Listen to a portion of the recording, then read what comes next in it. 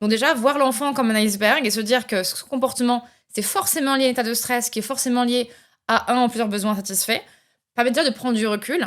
Donc moi j'aime bien la métaphore de l'iceberg. Tu sais, quand tu as un enfant qui est en colère, enfin le parent est un iceberg et l'enfant est un iceberg de son côté. Déjà, je pense le première étape, ce serait de se dire, ok, mon enfant est un iceberg. La partie visible, c'est la colère. Le truc qui m'énerve vraiment, les objets qu'il jette, le fait qu'il tape, le fait qu'il se roule par terre.